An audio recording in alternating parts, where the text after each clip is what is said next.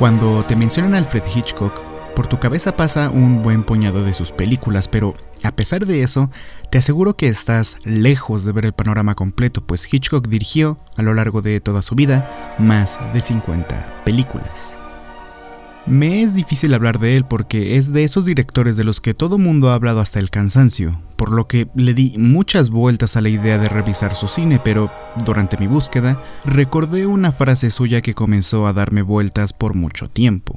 It's like a lot of films one sees today, not that I see very many, but to me they're what I call photographs of people talking, and bears no relation to the art of the cinema. Esa forma de referirse a otras películas que hacen mal su trabajo es algo que me cautiva. Son unas ganas de desafiar la mediocridad y explotar todas las posibilidades que el cine ofrece para que contemos una historia.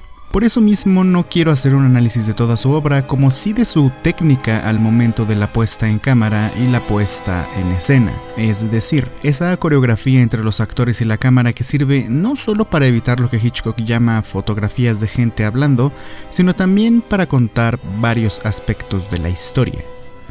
Se me ocurren muchos ejemplos, pero para este video elegí un caso muy particular. Precisamente una película de Alfred Hitchcock que no forma parte de ese puñado inicial que te viene a la cabeza cuando escuchas su nombre.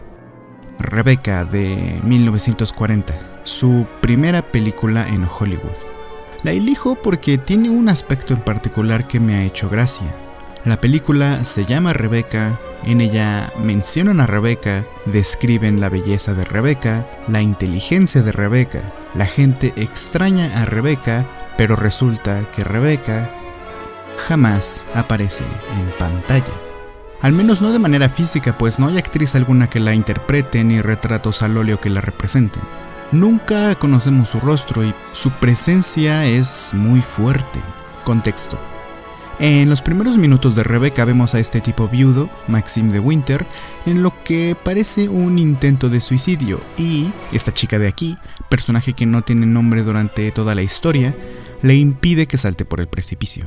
Tras ese breve encuentro, vuelven a verse y terminan enamorándose. Él le pide matrimonio, se casan y, finalmente, se van a vivir juntos a la hermosa Manderley. Es ahí donde la nueva esposa de Maxime comienza a sentirse absorbida por la fantasmal presencia de Rebecca, pues a pesar de estar muerta, parece nunca haberse ido de ahí. Maxime y todos los que le rodean dan la impresión de extrañarla y a algunos no les hace gracia la idea de una segunda esposa para el señor de Winter.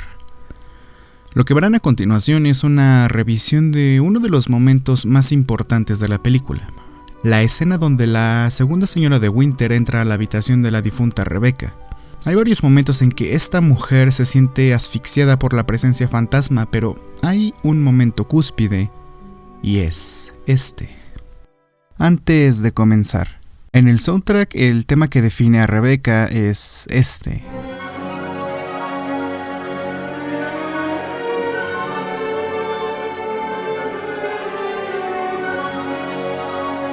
Durante la película hay distintas variaciones de este mismo tema. No solo es la canción principal, sino que, siendo Rebecca un fantasma, logra colarse en temas de otros personajes, como en el de la segunda señora de Winter.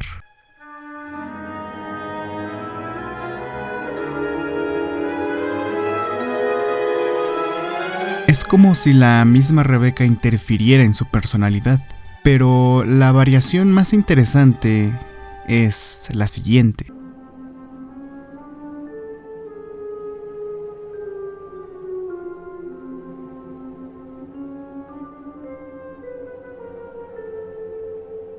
Aquí las notas son más largas, más pasivas, casi fantasmales. Así comienza el recorrido de la segunda esposa de Maxime por la habitación de la difunta Rebecca.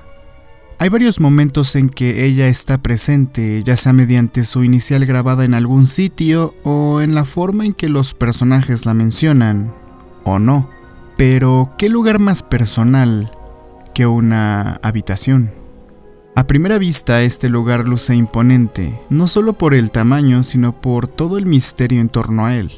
Desde un principio las puertas parecen estar custodiadas por el perro y más adelante se menciona que la verdadera habitación principal no es donde duerme la recién casada, sino esa, la habitación de Rebecca. La joven es una figura minúscula en ese lugar.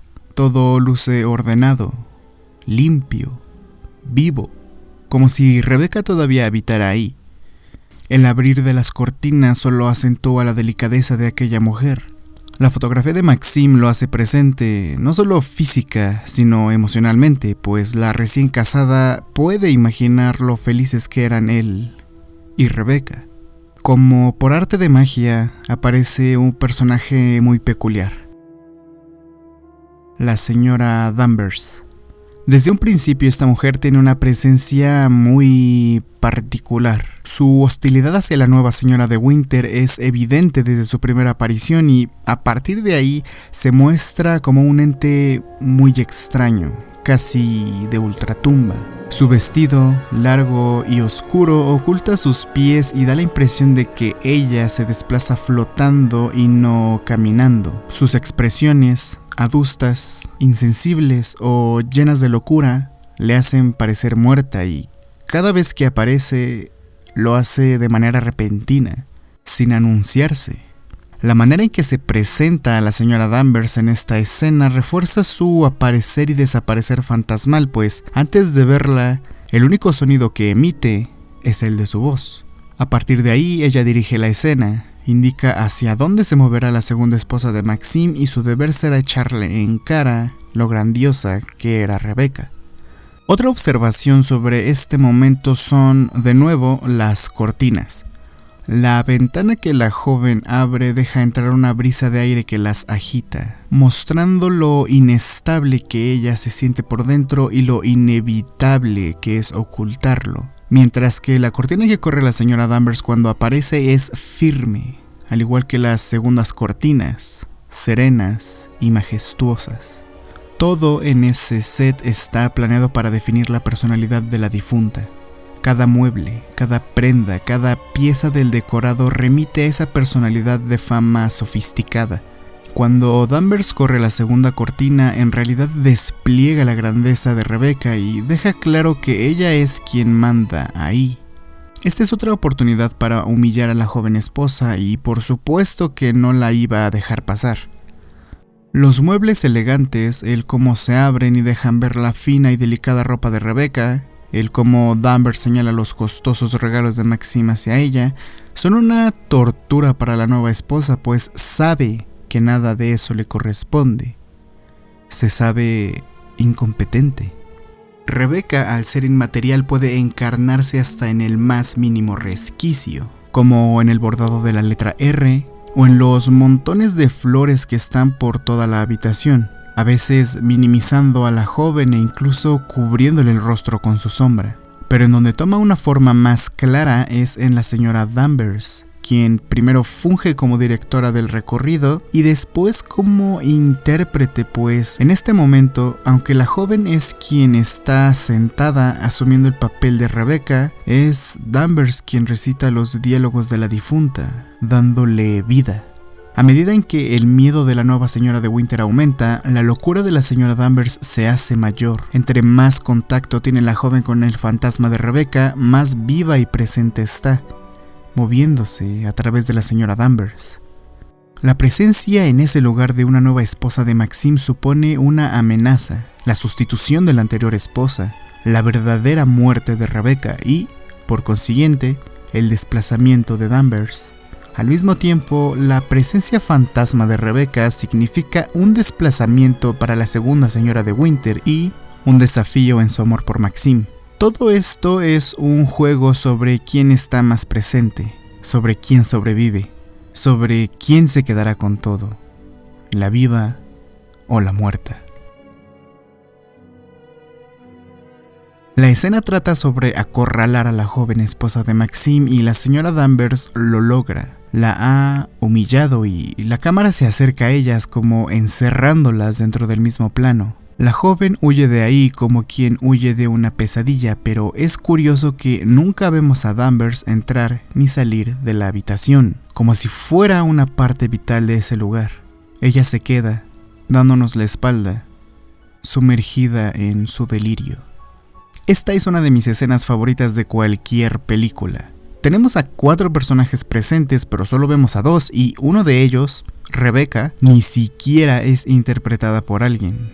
Es un fantasma, un espectro que siempre está presente. El cuidado de cada detalle en el decorado, de cada movimiento de los personajes y de la cámara es lo que le da vida. Eso es aprovechar el lenguaje que el cine ofrece. Pero la presencia fantasma trasciende las barreras de Rebecca, pues el cine de Hitchcock ha influido en varias generaciones de directores y, a pesar de llevar casi 4 décadas muerto, su fantasma sigue presente, manifestándose en nuevos autores, y resulta que mientras escribía este video vi una película muy similar a Rebecca.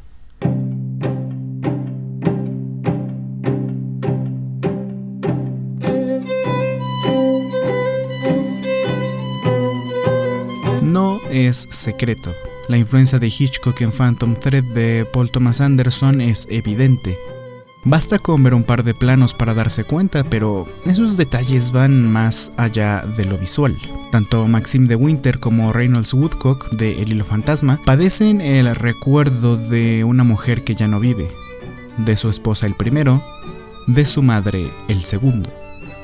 Los dos conocen a una chica mucho menor que ellos, comienzan una relación con ella y ambos terminan viviendo bajo el mismo techo de una casa imponente y ostentosa, pero hay una sombra que no les permite estar cómodas a estas mujeres.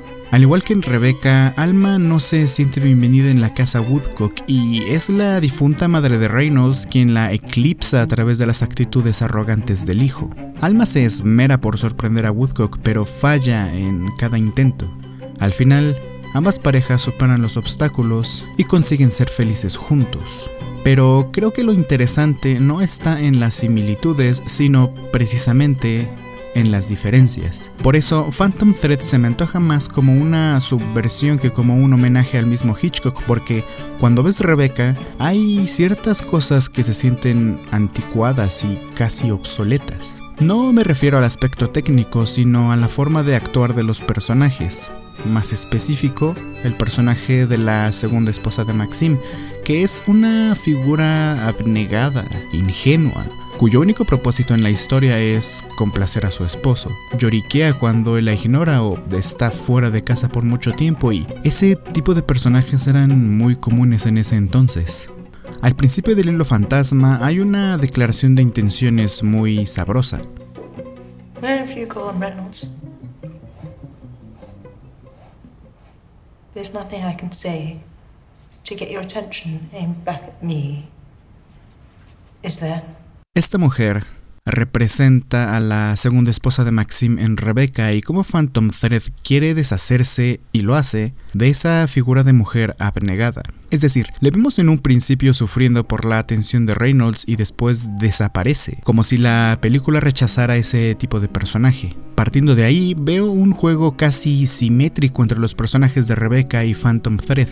La señora Danvers es subvertida por Cyril, la segunda señora de Winter por Alma, Maxim por Woodcock y Rebecca en menor medida por la madre de Reynolds. En el primer caso, me parece que Cyril Woodcock tiene trazos de la personalidad de la señora Danvers.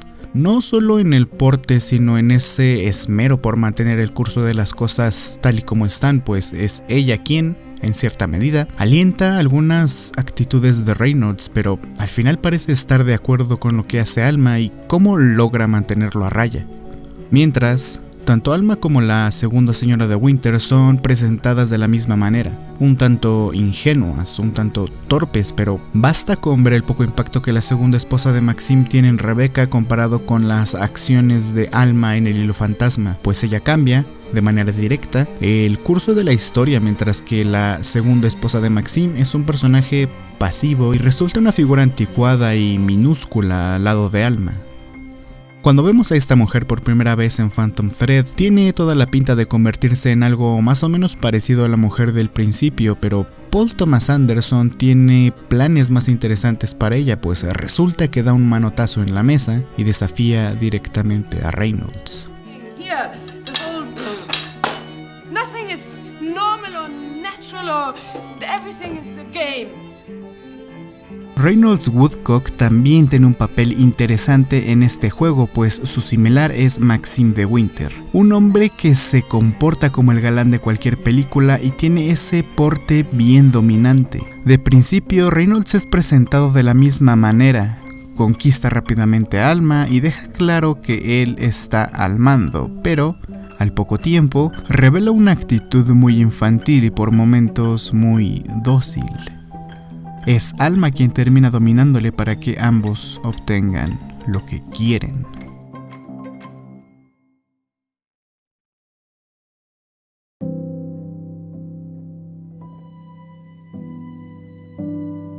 Phantom Thread es una subversión total a Rebecca. Prácticamente todos los aspectos de una película son contrarios a los de la otra, desde la iluminación en clave baja del trabajo de Hitchcock, hasta la manera de combatir la presencia fantasma de Paul Thomas Anderson. Rebecca y Phantom Thread son muy parecidas, pero si las menciono en el mismo video es porque veo esa presencia fantasma. Veo a la difunta esposa de Maxime en una enorme habitación, en los gestos de una mujer obsesionada. Veo a la madre de Reynolds en la actitud de su hijo, en cada prenda que manufactura, en su obsesión por un trabajo perfecto. Veo a Alfred Hitchcock en el cine de nuevos directores y, seguramente, alguien verá a Paul Thomas Anderson en el cine que está por venir.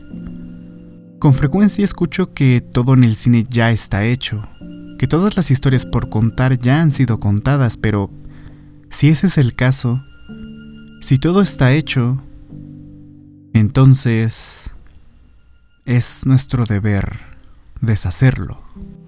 And the point is that the power of cinema in its purest form is so vast because it can go over the whole world. On a given night, a film can play in Tokyo, West Berlin, London, New York, and the same audience is responding emotionally to the same thing.